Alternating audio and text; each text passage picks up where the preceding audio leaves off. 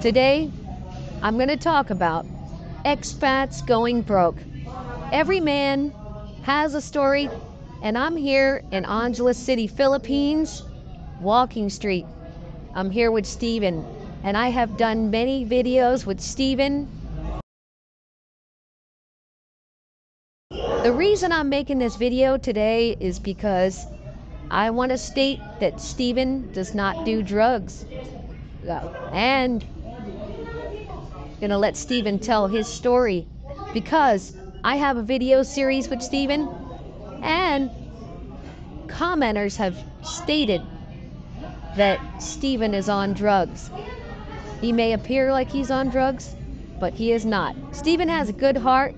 I have been talking to Steven for a couple years now, and he has never stumbled once with the information he gives me. It's always been consistent, time and time again. Steven, tell me your story. Thank you. Thank you for having me. Yes, essentially, I had married a foreign wife, Korean Russian. Okay, we had a child, and this is why when we were vacationing together in Thailand. So the child was birthed in Russia. So before my father passed away, he wanted to meet one of his grandsons.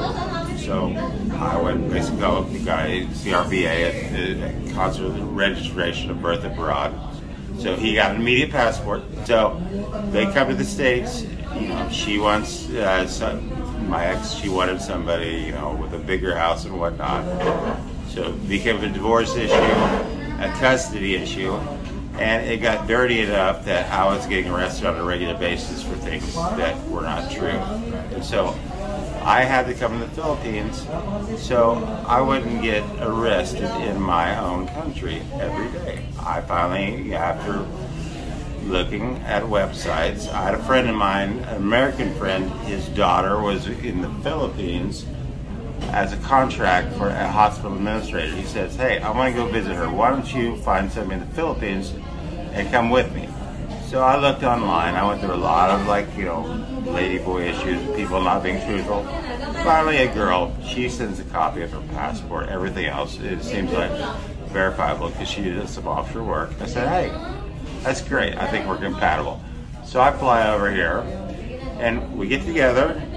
And it doesn't work out, because she wants to go abroad and I want to stay here for the reason I don't want to get arrested again back in the States for any of these issues.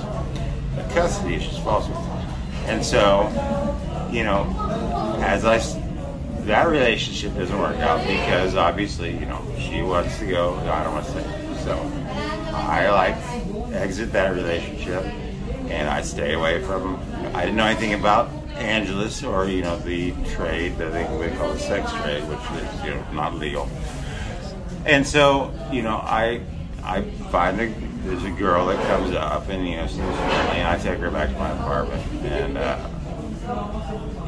things spiral at that point. She doesn't tell me, but it's found out that she's the ex of a couple of gangsters for whatever reasons, and there are a lot of people that I guess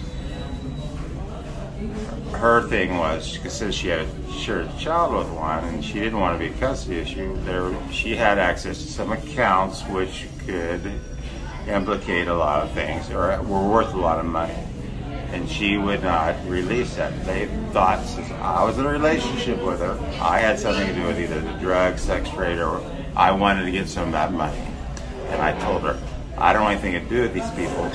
I want you to make it clear, I have enough money to support you, and you should stay away from these people. Give them the account, passcodes, or whatever it takes to get this out of your life. Now, I guess in my heart, I went through a lot of scams that she was ordered to do because she shared a child with some of these people, and they expected a specific amount of money, or else they would either take custody of the child away, or they would threaten the lives of her other children.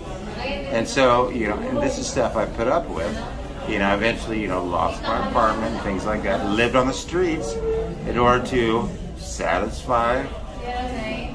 Essentially, they wanted to take all my money, and keep her, like, you know, to punish her and to punish me at the same time. And so I became like essentially a financial target, and you know, everybody was irritated that I could still want to be with her living on the streets with no money. She passed away because she wouldn't give them the information they wanted of the passcodes and everything for these accounts that had pictures of girls, maybe diplomats, I mean serious stuff. And I didn't get involved with that. And so they gave her combination stuff, which gave her dysentery. She specifically sat on the steps of a place the guy was responsible. So they could, in the future, back up that CCTV and see that she was like shitting on herself, and she refused to leave there. I went and spent a lot of money on clothes just to keep her clean and stuff. And she had a stroke because, you know, she lost so much fluids, and she died in my arms in Ona. And nobody in town would give me access to her family or a way to get the burial thing taken care of. And that being said, it leads me to here right now. It's like the loss of my passport, and the person, the American programmer, who could not renew his passport in the States because of child support and tax issues, had no other option but to find somebody to use the passport to open these servers to do stuff like track control and these online gaming. Now the online gaming is Chinese driven.